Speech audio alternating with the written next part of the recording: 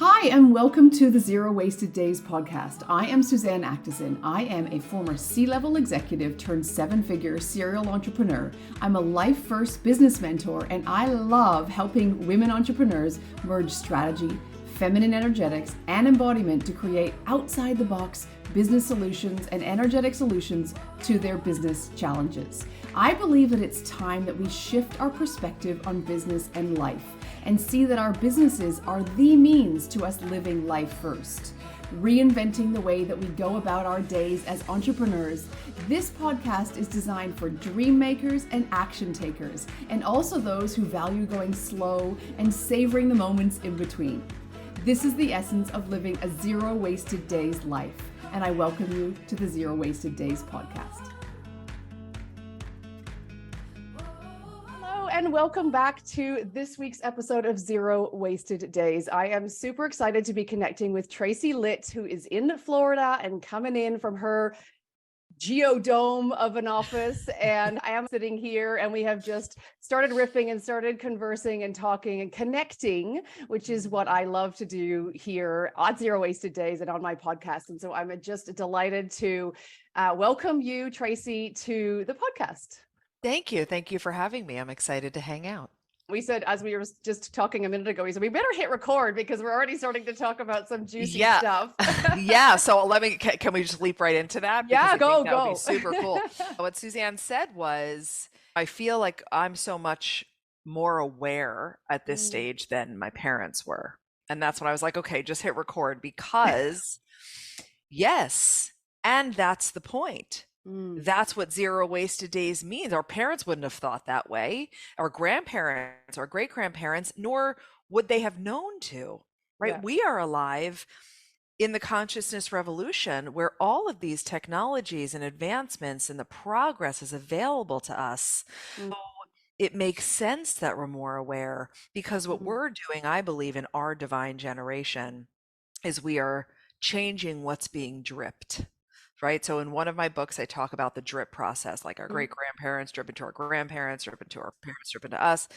And all of that previous drippage was outdated, patriarchal, hierarchical, supremacy. All of that stuff was being dripped down, not because they could have done better, because it wasn't available to them. And now in our generation, because we are alive where consciousness is the revolution, we show up. We do the work that you do. We do the work that I do, right? And we start to change from the inside out as we heal our wounds, as we untether from the control matrix, as we elevate into the truth of our oneness. And now we're still dripping because we're always dripping. That's the biology. What we're dripping, dramatically different. So now your kids and my kids, and then their kids and their kids, that's how world changing occurs. That's how progress occurs by each one of us coming in and honoring what we need to do internally. That's amazing. And actually, something just came up to me, and I know you talk about nervous system, and as do I in some of my programs, but just the fact that 500 million years ago, certain parts of our nervous system were not there or activated, like the whole parasympathetic side of things, because we lived in that dorsal vagal area. And how we've evolved, and just thinking about that, you don't think that as a human from whatever caveman up to now that we've physiologically and neurologically evolved, but obviously at a conscious level, yes, we have, but all those physiological things have also continued to evolve massively. Yes. And that's the other thing that's so incredible. And that's why I love this is like already just get a pen and paper, everybody, because it's flying. It's so important to recognize that, because if we don't step up into our power and recognize that we're the being that has a mind and a body, right, and a nervous system, all these things, and we need to realize that we're the being that has agency over all of this, because we will always have that primal wiring that didn't have parasympathetic, right, biologically at that time, because we literally had to live in complete awaken alertness, right? It was critical to survival, just baseline, not getting eaten by a tiger while you were berry picking with your sister, right? That was what was real. And no matter how much evolution occurs, we will never lose that sympathetic state of our nervous system because Mm, it's our survival component. And the gift of today is about recognizing that we cannot be in our highest state of creation while living in a state of survival. And the survival living is the optional piece, not the mandate. that's right. And that's where all the work comes in. And it's yes. Amazing. And did you know when you were standing on that stage in February 2020, talking about fear in a very metaphoric way, did you know what the human race was going to succumb to in terms of Whew. fear? No, and my whole body just had the chills. What Suzanne's referencing is my TED Talk, and it's called Dear Fear, It's Not You, It's Me. And 3 weeks before COVID shut down the world is when I was Mm, standing on that TED stage delivering that conversation, which was exactly what we were all about to need to understand. yeah. No, now that we're on the other side of it, it's one of those moments where you're like, I had no idea what was about to happen, the trajectory of how the world changed and how everybody Yeah. shifted and the big awakening that came as a result of COVID. I had no idea, but I'm really glad that it happened the way it did because then I got to deliver the message and then I had to quarantine at home 3 weeks later.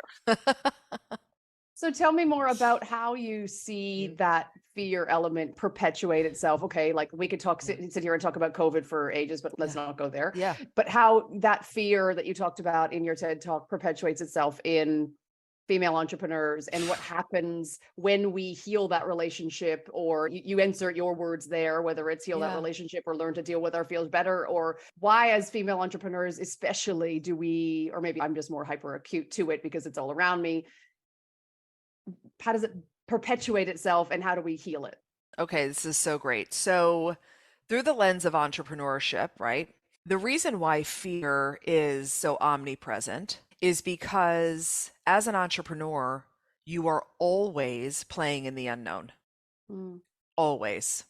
Whether it's hiring a VA for the first time, or hiring a high level COO for the first time, or firing someone, or doing a Facebook Live, or pitching yourself to speak, or hiring a book coach and then publishing a book, or doing your website, or hosting an event, or, or realizing that the bait and switch of entrepreneurship is come live your best life. Oh, and find all your wounds and come on the deepest personal growth journey of your life, which pulls fear into presence as well. mm, So it's first to recognize that what we get to do is shift our relationship with fear, right? You use the word heal, which is beautiful.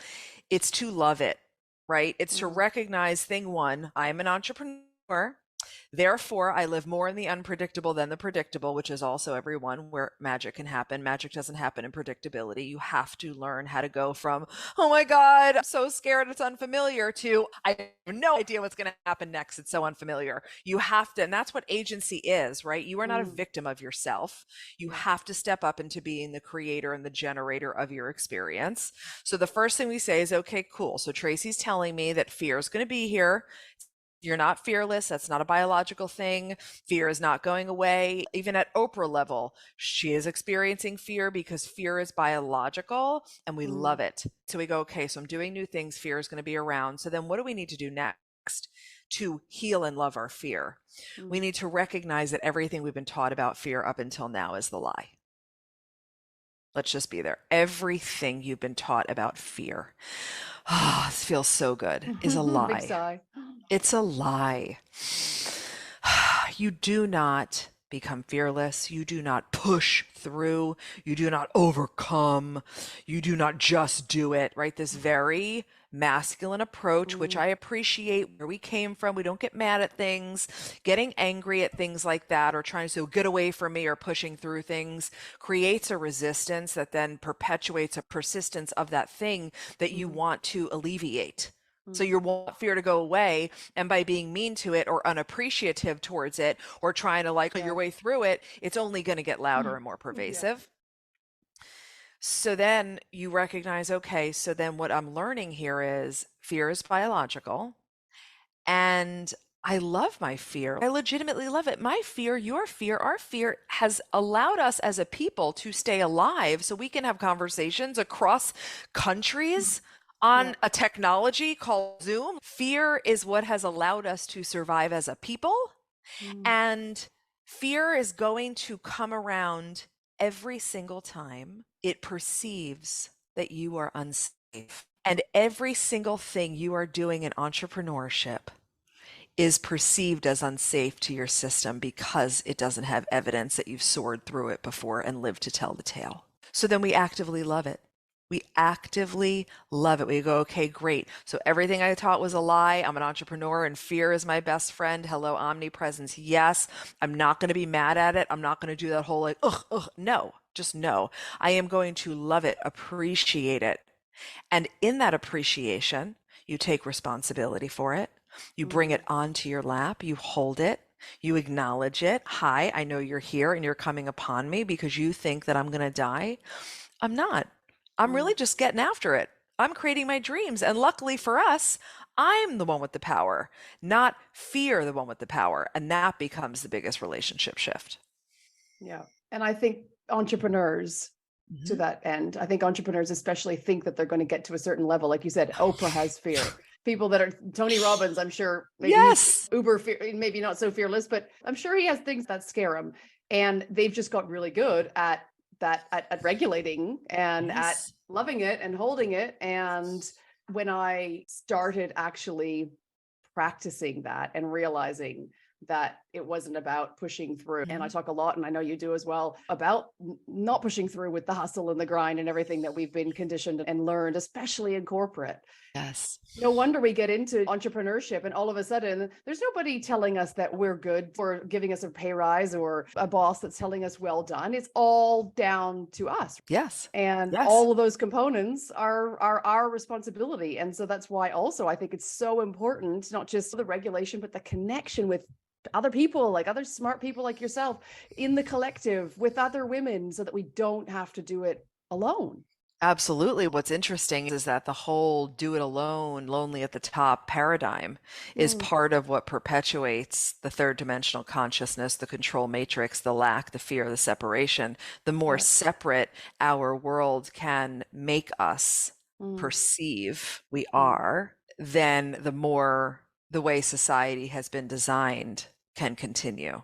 mm, And that's the big change that we're all working towards, right? Even to your point of saying what you do is a hybrid, right? You're working strategically because that's a component, and you're working energetically and internally mm, because we need both. That's part of the consciousness revolution. That's part of mm, the shift, mm. right?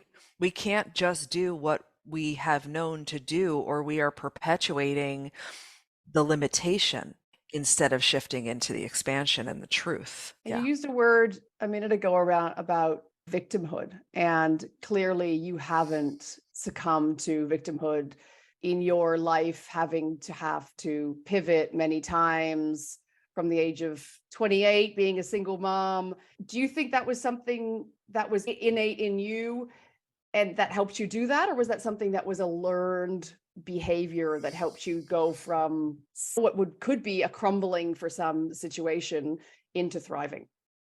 Such a good question. So I will say both and maybe a little yes. Here's what I mean by that. So I definitely experienced victimhood. Now that I truly embody it, I teach it, and I am who I've become Mm, at this point.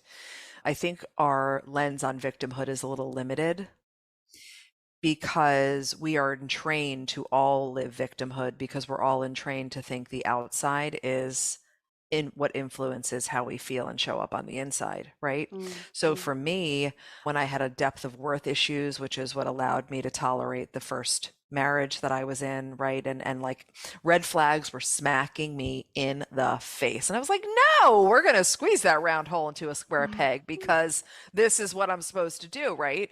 So there was a lot of moments in my life where I was absolutely in victimhood, unbeknownst to me at the time. mm, I was in a total abdication of my power, and that's one of the mm, ways that I like to speak to victimhood, right? And here's the thing. You're whole. Beautiful listeners. You are whole. You are worthy. You are enough. Period. Simply because you are listening to this conversation, simply because you are breathing, simply because your soul has been born and you are here upon this earth. And in order for you to love yourself enough and get honest about, whoa, I'm super triggered by the fact that Tracy just said victimhood, or whoa, where am I abdicating my power? The only way that you can really allow yourself to get honest enough with where you are abdicating your power is by jumping on the truth train that you are whole, period. And the reason for that is we can't have a progressive conversation about your power, about creation, about leaving victimhood behind if you're still playing the I'm not enough game. Because your ego and your psyche is never going to let you go, whoa, I was totally being a victim, because it's going to drive that to affirm your not enoughness, right? It's going to try to your system doesn't want to let anything be your fault because it's only going to affirm how much you suck. And all of that's the lie, right? That's the lie. It's being able to say, I'm inherently whole. I can evaluate the choices I made at different levels of my life and different versions of myself so that I can be in the reclamation of my power. And I can say, just like I said to you, oh yeah, there was like windows of time where I was just pure abdication of power and pure victim.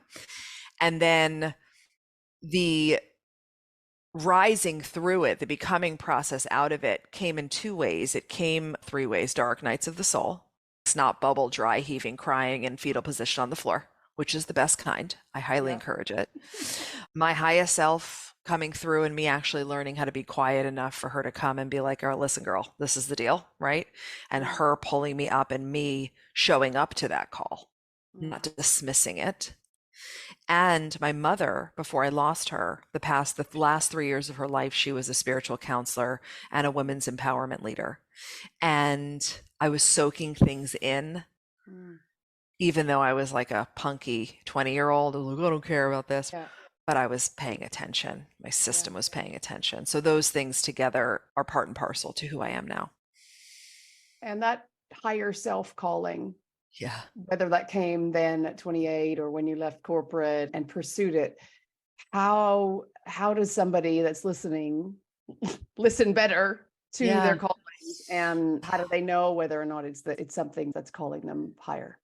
Yeah. Oh, this is so good. Okay. I'm just going to go or whatever direction we go.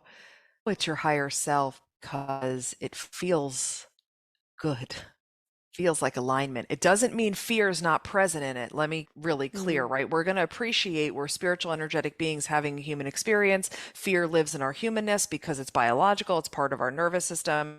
So we're already realizing, okay, it's not because fear's there, because when my highest self came through and told me, get off the floor and build a better life for you and that 8-month-old little girl in there and get over your shit and let's go. Fear was there because I had to do a lot of things I didn't know how to do, right? Same thing. She came back again when I was sitting as a VP of HR, my soul going, you can't die like this. You have so much more to give the world.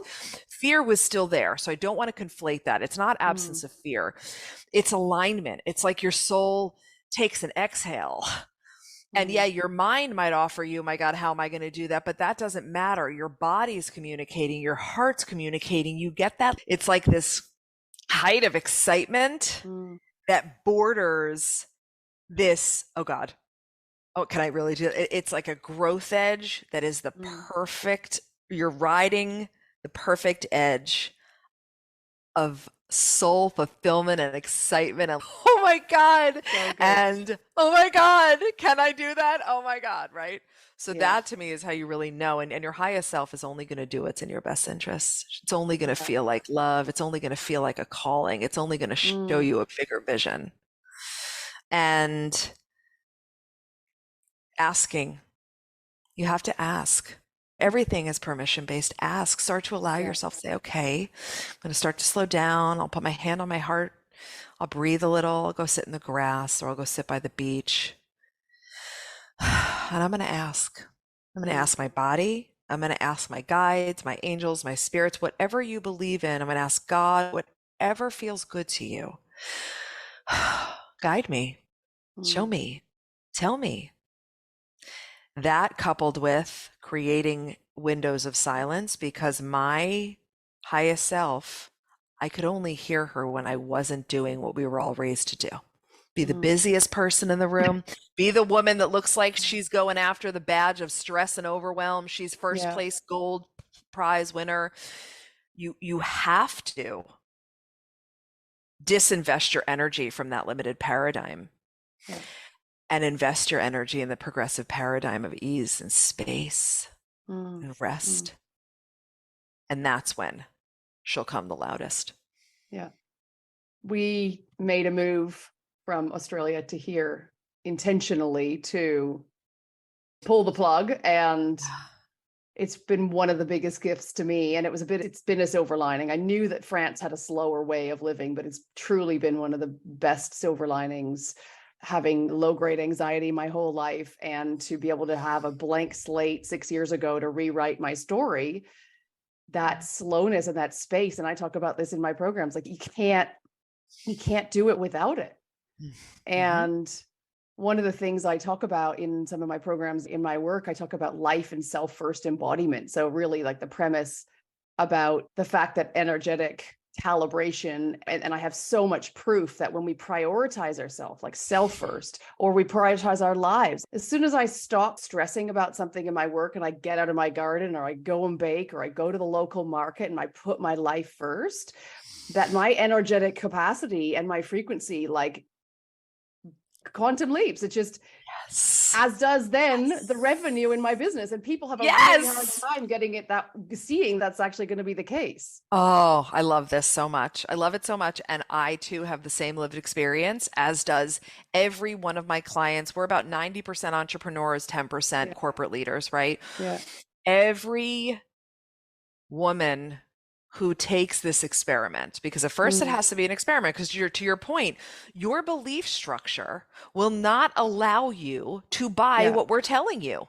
No. It's protective in nature. It's like, oh, please walk away from my desk and make more money. That's ridiculous. And it's starting to also realize, and this is where high level thought work comes into play, where you really recognize any thought that your mind is offering you that you have not chosen intentionally is coming from fear, ego, and past experience. So here you might tell your client, or I might tell my client, okay, great. So now you're going to experiment with spaciousness. You're going to leave your desk every day at 1 o'clock. You're not going to return. You're going to go to the beach. You're going to get a spa treatment. You're going to go to the mall. You're going to go have an orgasm. You're going to do anything but sit at your desk. And I promise you, sales, leads, emails, things are just going to come in. It's important to recognize that when, again, this is back to fear and the unknown. As soon as you do something unfamiliar, your mind's going to have what to say. And let me be clear, your mind's never going to be like supportive. It's not going to be like, get it, girl, go take that space, you rest, until you have effectively shifted your neural pathways, which is part of the journey over time. So I couldn't agree with you more. It's so important to recognize, because what we're doing when we are resting and we're playful and we're at ease and we are in, it's like we're in our aliveness. Your whole zero wasted days. What are we doing all this for if you miss out on your life while you're trying to build that? You guys, What's the point? It makes no sense to anyone. So let's become aware and stop perpetuating it, because it doesn't even feel good. It doesn't even feel good. But when you start to rest and have space and enjoy, all you need to do is experiment with this once, because then you do get the evidence that you just expressed.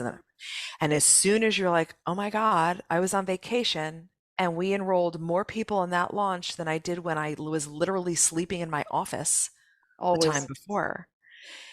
And now that you gain the evidence, because I will say this too, nothing will shift your belief and help re-imprint your nervous system faster than when you are the new evidence for yourself, right? I can see something in you and that'll expand what's possible, right? We definitely look around us, but nothing shifts belief faster than you creating the evidence on your own.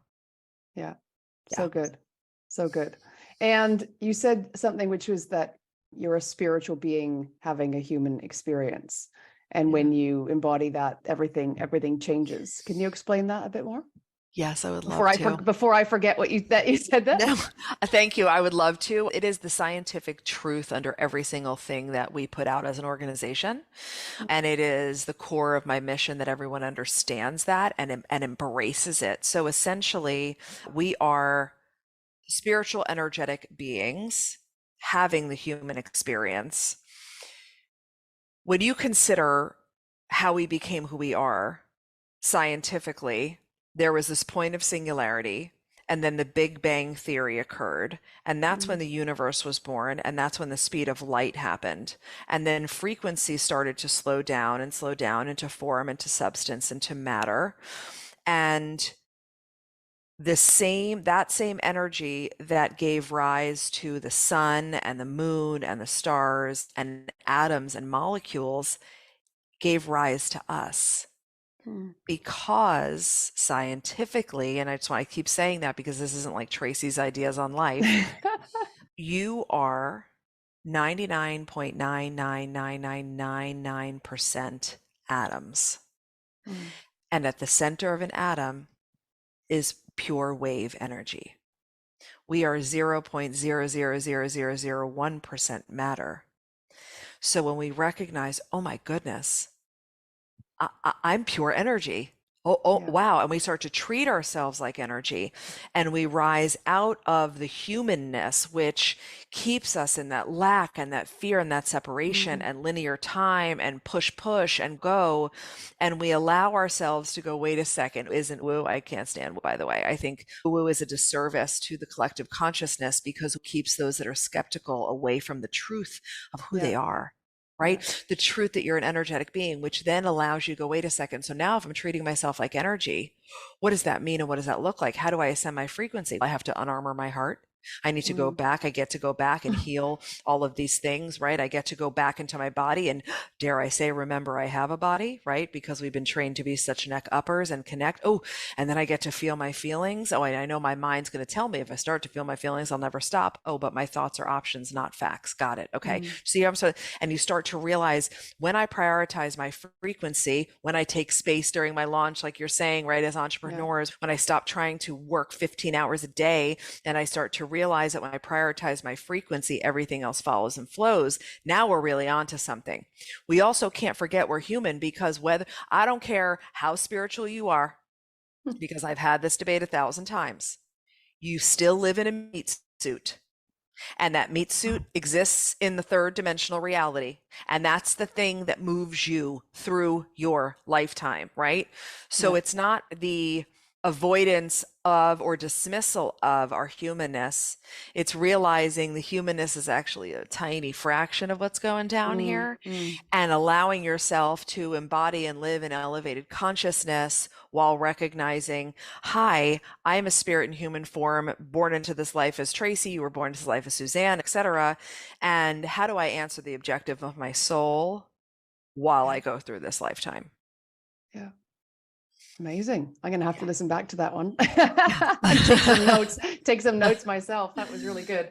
One of the things I'd love to bring this back to is one of the missions that I try to help women see, especially because so many of my community are ex-corporate and have been conditioned and groomed through corporate ways, and they become entrepreneurs and think they have to do it in a certain way. And so part of this is like the undoing and redefining how we can actually do business. And I would love to know for you personally in your business, like how you push the dial when it comes to going against the grain. And like you said, you're keeping an eye on what else is going on in the industry. How does Tracy Litt go against the grain and be an example for redefining how you might have originally thought you should do business when you came out of corporate? Yeah, such a great question, because corporate trauma is a super real thing. And let's stop pretending it's not. And let's Yeah. also not make yourself wrong for it, because everything's a trauma response until you just Yeah. go do some healing. It's actually not Yeah. that big of a deal. And allowing ourselves to realize that there's a massive adjustment, and it's like apples and zebras, meaning being a corporate employee and being a founder of a business. So that grace and that space in the middle, I think, is really just something I want to point out. I wish I had done it. That's why I'm pointing it out, because you asked what my experience. We go right from like corporate, and then we start to hustle our way and burn out our Totally. way into entrepreneurship. And the reason I don't want that for you is twofold. Number one, it feels like shit. Number two, I don't want you to have a misrepresentation of how beautiful entrepreneurship can be, Mm. because it really is so cool. It's Yeah. so awesome that we make stuff out of nothing, Yeah. and that we can meet. Now you and I, now we know each other just like Yeah. that. Just like An that. email, an outreach, right? And all because of entrepreneurship, Yeah. right? So I don't Yeah. want you to want to quit before it starts. So give yourself the space and the grace in that beginning window. And for me, I had to do a lot of unbecoming. The becoming process is woven with the unbecoming process. So the first things that I realized I had to work on was my addiction to working my ass off. It was an addiction. Like at first my family would joke, oh, you're still in your cave or things like that. And you could shrug it off, but the truest things are said in jest. And they needed me. And I was just way overworking and way over attached to what was going on. So untethering from that, now my North Star is ease. So like, how am I now everything I do, people think is rebellious, which is ridiculous. It's just full of self-expression. It's not rebellious to be in ease, right? No, it's not at all. rebellious to think imposter syndrome is a fallacy. It's not rebellious to prioritize me over everyone in my life. And I have a husband and 3 kids. I know that I'm the asset. So it's starting to really live in these new paradigms and these elevated progressive paradigms that we as female founders, we have to be the leaders of. Because you can't straddle paradigms of the 20th century while you are choosing to be the breadwinner in the 21st century. Like the lack of congruence in that is ridiculous. Totally. So, yeah. I love that. I love that. And talking about you in your business and the coaching that you do, people have called you the cure to emotional congestion. I want to know about what that means. It's my proudest title of all. I've been Cut the Shit Lit is another one that I've gotten. But, emotions coming in right now as I talk to you about this.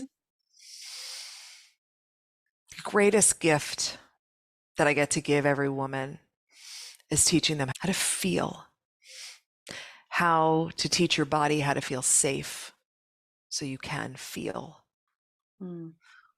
What's real is at different levels, every single one of us is emotionally congested, whether it's repressed or suppressed. There is a perpetuation of, I got it, it's fine, I don't have time, push it down. You're on a call and you like start to feel emotion and you like look up to the light and you're like, no, don't cry, don't cry. You can't cry in meetings, that's not professional, you're not going to get the promotion, suck it up.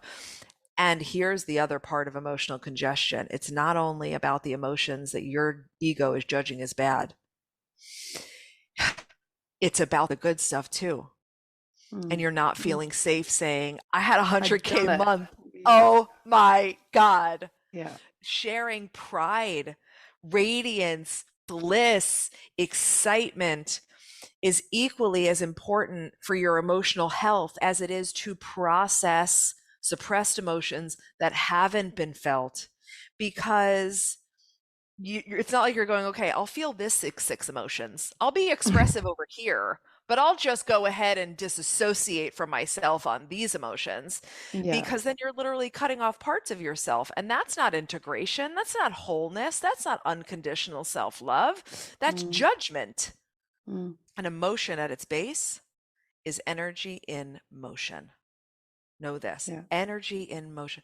It's energy leaving the body. Why does it feel equally as good to cry your eyes out or to laugh so hard that sound's not coming out of your mouth, but your face hurts and your stomach hurts and you're like, that was so cathartic? Because that's emotion. Laughter is emotion. It's energy in motion. It's stuff that has been stuck in your cells. It's trauma. It's habit. It's addiction. It's fear of, oh my God, I'll open Pandora's box and I'll never stop crying. Not true. I've led thousands of women to cry. And now the joke is, don't wear mascara to a call with Tracy. Cry. And tapping into your rage, tapping into your anger. At every event we have, we bring rage balls and we are just throwing and pounding and releasing. Like, that's the gateway, because also through the conversation of entrepreneurship and energetic priority, if you're not fully clean and clear in your nervous system and your body, which means you're fully emotionally expressed, you are limiting the potency of your electromagnetic field. Yeah. So please, like, I need everyone to be like, oh, whoa, because we're so taught to avoid our feelings and judge them as bad. And then we're over efforting and over course correcting to be high vibe. So you're like trying to affirm yourself into radiance and trust. But if your system is congested with 20 years of emotional suppression, you're not actually getting the strength in your field for your frequency to do what it's capable of doing. Yeah. Yeah. Yeah, I could go on and on, so I'll stop there. But I think 100%. And I was in a mastermind earlier this year, and it was pointed out to me about comparative suffering and how when we mask our vulnerabilities because we don't think that our pains are as painful as somebody else's, it's such what you're describing, emotional congestion. And we, as women, it's purely keeping ourselves safe, right? Keeping ourselves safe and keeping everybody else happy and keeping everything under control. And as soon as you release that and actually be in your pain and let yourself suffer, regardless of whether someone's appears to be worse than yours, it's liberating. It's truth telling and owning your power. Truly. 1,000%. And it's also not helpful to the other woman that you're then judging and saying, my pain's not as bad as hers. It's not helpful for her, for you to suppress yourself. And it also goes back to your point about women and how we were bred to be very biddable and very agreeable. And you don't want to make anybody else feel bad. And if you acknowledge your pain, but they had worse trauma, it's stop. You have to recognize how much of your day you are putting everybody else's needs before your own. And that is unacceptable. I'm just telling you now, it's unacceptable. And if you want to go somewhere in this founder entrepreneurship, you get to do the work of recognizing that putting yourself first, your needs first, is what's going to drive your success. Totally. Yeah. Totally. And when you ask people, and I do this exercise, I ask people to write down the people who are the priorities in their lives. And when you say who are the top priorities in your life, and they write them down, my husband, my kids, they are never on that piece of paper. Yeah. And when you say that and you point that out, they go, oh, actually, okay. And they can see how they've written it down. It's very evident. And that conversation of putting yourself at the top, because if you're not serving yourself, then you're not serving that. Down the chain it goes. Of course. And it's so important. And I want to highlight what you just said, because I know this is happening. I know that beautiful listeners, some of you have worked with Suzanne, you've done that exercise, you've heard that, and you're still not doing it. Right? Like, I'm here to tell the truth because that's how much I love everybody. You're still not doing it. It's like, how many more times do we have to hear the metaphor about putting your oxygen mask on first before you put it on your child? Like, if I have to hear that one more time, I might punch something. Because it's, come on, you guys. And this is where we talk about the conscious revolution. This is where we're really shifting paradigms. This is where you can't just keep talking. Enough talking. Who are you being? What are you embodying? And recognizing that, especially in entrepreneurship, next level of your success requires the next level of you, and nothing changes if nothing changes. And that means actually becoming different and going, oh my God, wow, I'm not prioritizing myself. And then taking that awareness, that aha. The only way to make something a breakthrough is to action it. The aha is step one. How do you take that aha and make it mean something? You action it. Now the breakthrough happens and you're like, what? Look at me go. Yeah. So important. Yeah. And if people are only in that action, obviously, if they're not starting with that, who are you being first, as opposed to, because people say, okay, what are you doing in your business? Okay, it actually doesn't matter what you're doing. Who are you being? It's right. It comes down to who are you being? Yes. And so when you are being you in your business and probably living very much in your values on a daily basis, I would love to know what are your most central values as Tracy? As me, ease is literally my North Star. Connection and love. That's it. That's it. Beautiful. Because when I am those, because that's who I am, ease, connection, and love, it's everything. It's inside the values of our company. It's inside the values as me, as a woman, as a mother, as a lover, as a friend. Everything falls into that. And that becomes the alignment point. and then I'm satiated. Like the world could implode and this could all go away, and I am dying so satisfied. Yes. Yeah. And don't you think we have such an amazing opportunity as entrepreneurs where we have this intersection of those values? Probably you're living and embodying them in your life, and you're living and embodying them in your Well, business. yes. Oh my God. So this is so great that you just said this because it's a beautiful moment. You don't function as a silo. It's not entrepreneur you is over here No. and mother you is over here and wife you is over here and friend you is over here.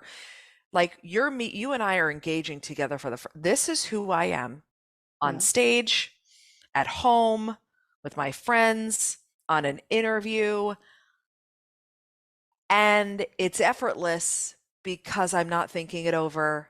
I'm just being expressed. This Yes. is who I am. Take it or leave it. Either way, I'm cool with it. Right. Yeah. So I want everybody who we're serving right now to recognize, okay, it's the who I'm being. It's what is my identity? Who am I? What is important to me? How do I want to spend Mm. the hours of my day feeling? And I'm not going to allow myself, because this is also it's like an outdated way of being. One way in the office, I'm another way at home, I'm another way when I'm a mom. When I'm with my Yeah. friends, I finally feel like I can let loose because all of a sudden I become this different version of myself. It's exhausting. Totally. Just be you in all the Yeah. places you go. Yeah. And personally, one of my values is actually travel and adventure. Mm, And I love to ask, as we're wrapping up, as a final question, just because I yeah. think it's just telling. And I think it's just also just opens up that box a little bit as to getting to know you a little bit more. And I would just love to know what adventure means to you, and whether that's something. I'll let you answer it. I'll let you answer. I was going to I start love answering you. it, but what does adventure actually mean to you? Living in the unknown all the time. Because it's so interesting. I appreciate travel, but I'm not, Mm, even if I travel, I'm not a sightseer. I could look at it mhm. on Google. I'm fine. Like it does that's right. I like to be places, like to go places, but it's just not something I value, right? Other Yeah. people do, and I love that for them. But to me, which is a great question, adventure is literally how I live my life, just unknown. It's Yeah. just recognizing, like it was Susan Hyatt on a recent interview I heard her on with somebody said, I'm a woman with stories, not regrets. And to me, that's such a good way to describe it. It's like adventure is I just live in the unknown. I'm just playing Yeah. around and enjoying myself. See what's going to happen next. I don't know. Yeah, making stories, making memories. It's Exactly. so Exactly. good. Those are all the questions that I have for you, Okay. but I would love you to tell everybody who's listening where they can Yeah. find more about you, what's going on in your world right now, what they can sign up for. You Yes. give us the Tracy spiel. Amazing. Thank you so much. So there's actually two beautiful things. The first is Expander. It is a free ebook. It's always going to be free because it's a message that we all need, and it is for trailblazing women building a new world. And in it, I explain the anatomy of a paradigm. I break down 7 limiting outdated paradigms. I introduce you to 7 new progressive paradigms. So it's really just incredible. It was like an article that went to a blog. Then I was like, what am I Mm, going to do with this? I have more to say. So it became a small ebook. And that is theexpanderbook.com, and you can grab it. It's free. And if you want to purchase the audio version of me reading it, there's stuff in there too. You can get extra stuff. So that's the first thing. The great. second thing that I am like, out of my mind about is the Consciousness Revolution Gala. We are hosting a gala because building a new world deserves a gala, and it is happening in Totally. Palm Beach, Florida on Friday, September 29th. It is a revolutionary keynote by a surprise guest that we are announcing soon, an ascension workshop by me. We are debuting the Lit Factor's new contribution to the next stages of human and spiritual evolution, conscious connecting, and then a beautiful, luxurious party, illusionist, dancing, food, Mm, cocktails, full moon, beach at midnight, go in the full moon. It's a whole thing. so We are good. doing virtual seats and in person. So be there, because if any part of this conversation resonated, the Mm, consciousness revolution is what you're in. And it's our generation that's going to change the drip. And it's really yes. exciting. So that's the consciousnessrevolutiongala.com. And connecting face to face, if people can get to Oh, Palm Beach, Florida, is oh, just, yeah, it's next nothing like level. it. Nothing like it. So, Yeah. yes. And we had to realize that by having it all completely removed from us to then come back and want it, not just want it, but need it deeply. Yes. I love what you're saying. Appreciate it, because there's so many reasons that the mind will talk us out of an experience. Who's going to watch the kids? Do I have to talk to my spouse? I got to clear my schedule and I have to book a flight. And do I want to? And there's all of this. And that's all just limitations. Yeah. No, I'm going to stop listening to my mind. Adventure, right? By my definition now that we've realized because of your great question, is experiences. We deserve experiences, togetherness, connection, touching, holding, crying, laughing, dancing, rejoicing. Who doesn't want to rejoice in consciousness? Yes. So good. So good. I will put all of the links inside, or somebody will put all the links inside the show notes. Nice. Yes. Receive it, girl. Receive. Let's be truthful. I love it. And all of the information and your bio and everything, so that people can find out where to connect with you, and of course on Instagram. So I just want to say, Tracy, thank you very much for taking the time out of your easeful schedule. And I said to Kate Northrup when I interviewed her, I said, thanks for taking your time out of your busy schedule. And she's like, it's not actually that busy. I was like, oh, thank God she said that. It was just like the best thing ever to hear, because I was like mirrored. Like, people say to me, can I book a time? I'm like, sure. Like Monday, Tuesday, Wednesday, Thursday. I've got so much time. Like it's a luxury, like space. Anyway, so thank you for taking time out of your very easeful and spacious schedule. And I look forward to staying connected with you and in the higher consciousness. Absolutely. Thank you so much for having me. I'm so grateful. For joining me for this week's episode of Zero Wasted Days. I truly hope that you found it to be valuable and inspirational as you create and you grow your own business and work towards living more life first. I would love you to subscribe, to like this video, and of course, if you have any comments, drop them in here below. Also, if you tag me on socials, I would love to get to know you. I love connecting with my audience, so be sure to tag me at Suzanne Actison or at @ZeroWastedDays_, and I will see you inside the DMs as well as here for the next episode next week.